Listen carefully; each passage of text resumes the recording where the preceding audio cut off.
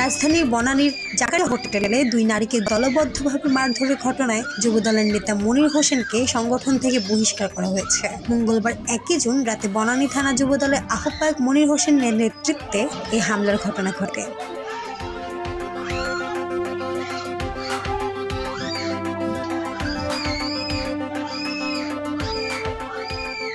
প্রত্যক্ষদর্শী ও ভিডিও সূত্রে জানা যায়, হামলার সময় শাড়ি পরা এক নারী হোটেলের সিঁড়ি দিয়ে নিচে নামার চেষ্টা করছিলেন। এ সময় এক ব্যক্তি তার পথ রোধ করে শরীরে আঘাত করেন, ফলে তিনি মেঝেতে পড়ে যান। একই সময় আরেক নারীও দৌড়ে নিচে নামার চেষ্টা করলে কয়েকজন তাকে ধাওয়া করে ধরে ফেলে দেয়। এরপর 8-10 জনের একটি দল মিলে মেঝেতে পড়ে থাকা দুই নারীকে নির্দয়ভাবে মারধর করে।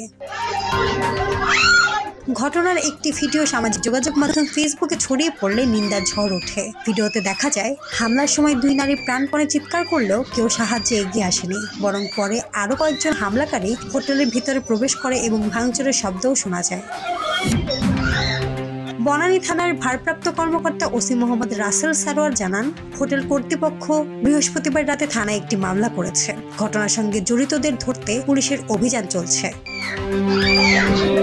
এদিকে সামাজিক চাপ ও সমালোচনার মুখে যুবদল বৃহস্পতিবার রাতে একটি বিজ্ঞপ্তি দিয়ে মনির হোসেনকে প্রাথমিক সদস্য পদ সংগঠন থেকে বহিষ্কারের ঘোষণা দেয়। বিজ্ঞপ্তিতে বলা হয়, দল বহিষ্কৃত নেতাদের কোনো অপকর্মের দায় নেবে না এবং সব নেতাকর্মীকে তার সঙ্গে সাংগঠনিক সম্পর্ক না রাখার নির্দেশ দেওয়া হয়েছে। একই সঙ্গে আইন শৃঙ্খলা রক্ষাকারী বাহিনীকে প্রয়োজনীয় ব্যবস্থা নেওয়ার অনুরোধ জানানো হয়।